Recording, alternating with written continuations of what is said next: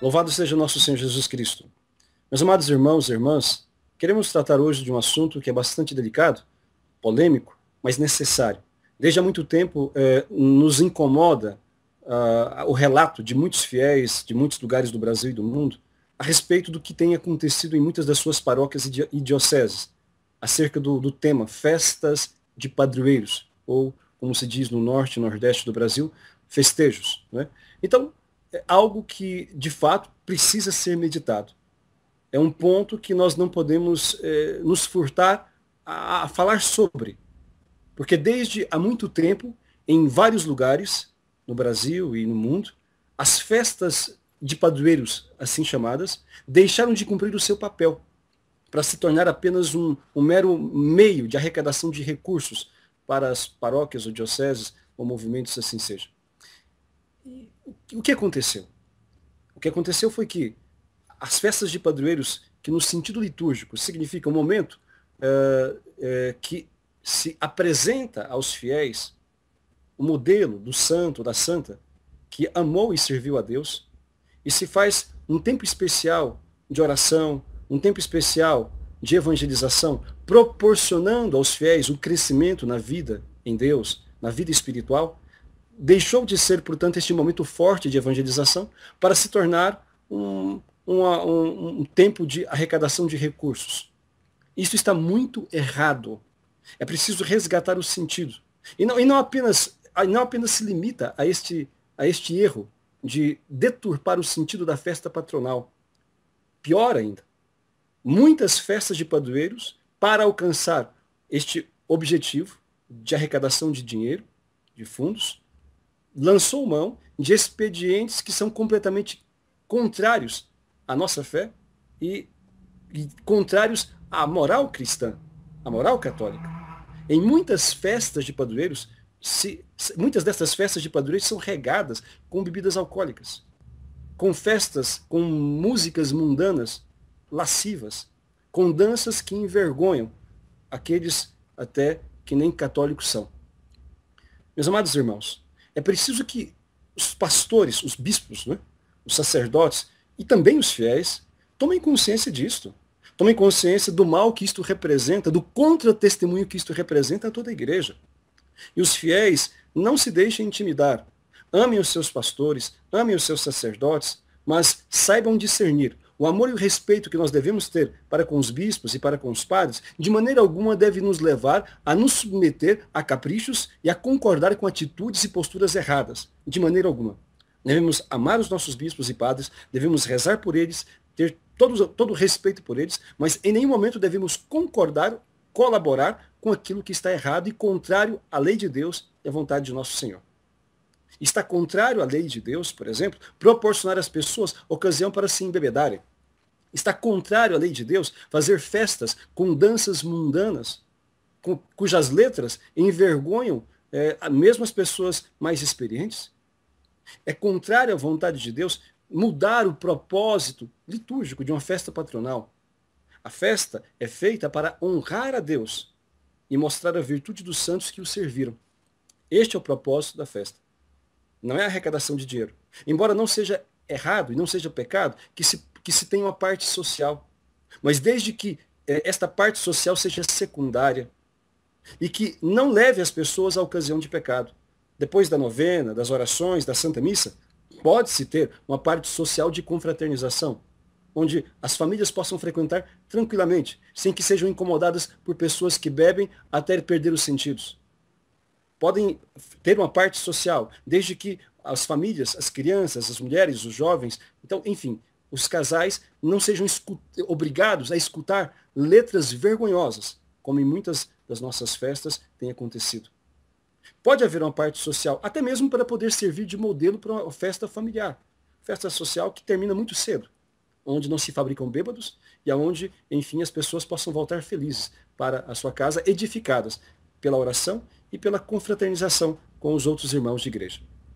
Agora, quando se desvirtua este propósito, as consequências são muito funestas. Veja, há pouco tempo atrás, alguns anos atrás, a CNBB lançou uma campanha, uma das suas campanhas da fraternidade, onde se dizia vida sim e drogas não. E longamente se refletiu a respeito do efeito maléfico das drogas, especialmente do álcool, nas famílias e na sociedade. E se propôs esta erradicação no nosso meio de tais práticas.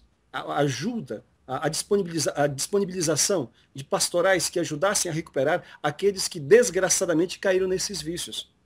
Mas é curioso a contradição que nós vivemos hoje dentro da igreja. Enquanto há comunidades inteiras, há pessoas empenhadas em recuperar pessoas vítimas do alcoolismo e de drogas, há milhares de festas patronais que se empenham em fabricar estes mesmos alcoólatras. Quantos jovens, quantas pessoas que já aprenderam a beber nas chamadas festas de igreja? Pior ainda, quantos que aprenderam a frequentar festas mundanas, porque os ambientes de determinadas festas patronais se parecem com isto. Shows mundanos, músicas mundanas, lascivas, ritmos que são degradantes. E muitos, vendo que isto acontece no ambiente eclesial, pensam que, então, se pode frequentar isto de maneira tranquila depois. E assim acabam se perdendo. É necessário que isto mude. É necessário que isto acabe. É importante que os fiéis coloquem-se diante dos seus pastores, padres, bispos, etc., e digam, nós não vamos participar disso. Então, deve-se manter a igreja com as ofertas e com os dízimos. Pode-se fazer outros tipos de promoções também, desde que lícitas, e que não atentem contra a vida e a moral dos fiéis. Vejam, nós não podemos cair nesse absurdo. Nós não podemos servir a dois senhores. Porque o grande argumento sempre de muitos que dirigem estas festas, especialmente dos sacerdotes, é este. Mas se nós não fizermos assim, nós não vamos arrecadar dinheiro. Que não arrecade nada. Nós não podemos continuar vendendo a alma dos nossos fiéis por alguns dinheiros, como fez Judas em relação ao nosso Senhor. A igreja é feita para salvar as pessoas e não para condená-las. A igreja é feita para poder santificar as famílias e não tornar-se pedra de tropeço para elas com maus comportamentos e com festas que se tornam maus exemplos para a sua vida familiar e social. É preciso que haja consciência, haja fé. Para mim, isto é essencialmente uma questão de fé. Acreditar naquilo que diz a palavra de Deus, onde em São Mateus nos narra da seguinte forma, nosso Senhor: buscai em primeiro lugar o reino de Deus e a sua justiça, e as outras coisas serão dadas em acréscimo. Ele diz, por que vos preocupais com o de comer, o de beber? Os pagãos se preocupam com tudo isso. Vosso Pai sabe do que necessitais. Buscai em primeiro lugar o reino de Deus e a sua justiça, e as outras coisas serão dadas em acréscimos. É evidente que temos que fazer a nossa parte, e a nossa parte é fazer aquilo que nos manda a Sagrada Escritura, os dízimos, as ofertas, e outras promoções sadias. Mas não devemos deturpar as nossas festas para poder, com o objetivo de arrecadar dinheiro. Isto é deixar de ser ministro de Deus para se tornar um mercenário e perdedor das almas. Meus amados irmãos, é preciso que nós coloquemos um ponto nesta página vergonhosa de muitas das nossas paróquias e dioceses. É necessário que nós tenhamos coragem de denunciar isto e de não colaborar com essas coisas. Se o seu sacerdote, o bispo, quem quer que seja, que coordene a sua comunidade, te convoca para poder trabalhar na festa do padroeiro e diz, você vai cuidar do bar ou vai servir cerveja, você deve dizer, não, isso não vou fazer. Ah, padre, mas isso não é desobediência? De maneira alguma. Desobediência é daquele que proporciona esse tipo de ambiente mundano aos seus fiéis. Isso é desobediência. Porque a palavra de Deus nos diz com muita clareza. Os bêbados não entrarão no reino dos céus. Portanto, nós não devemos ser ocasiões para que estes sejam, então, assim, fabricados, os chamados bêbados. Então, é preciso fazer alguma coisa. E é preciso que, de maneira respeitosa, mas, ao mesmo tempo, verdadeira, nós nos oponhamos a esse tipo de comportamento. É uma vergonha, é um contra-testemunho. É preciso que, de fato, nós sejamos mais corajosos e defendamos a palavra de Deus, defendamos a santidade das festas que nós temos em nossas paróquias, e de forma que elas se tornem um ambiente sadio para as famílias frequentarem. É tão absurdo pensar que em muitas festas de padroeiro, então, não são mais festas de família. Não são mais festas onde as famílias possam estar seguras e onde os jovens possam ter um bom exemplo, um edificante exemplo de como se divertir de maneira saudável. Isto é muito vergonhoso e isto é preciso mudar. Portanto, meus amados irmãos, fica aí esta reflexão para cada um e esta exortação, né, aos nossos fiéis, a fim de que na oração, na exortação, numa postura coerente com o ensinamento do Evangelho, possamos ajudar os nossos sacerdotes a caminharem de maneira mais coerente nesse quesito festas de padroeiro. E aqueles que já fazem dessa forma, que Deus os abençoe muito, porque saibam que nós, padres, devemos ser os primeiros a dar este testemunho de que acreditamos na palavra de Deus.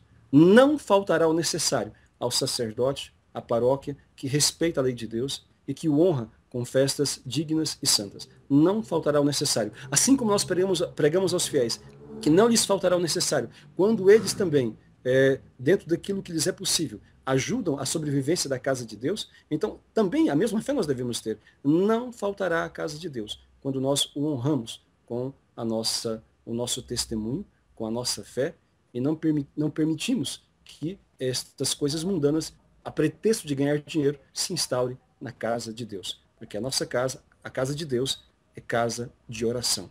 E não deve se tornar um grande templo de exaltação ao mundo e de repetição das coisas do mundo. É muita estupidez.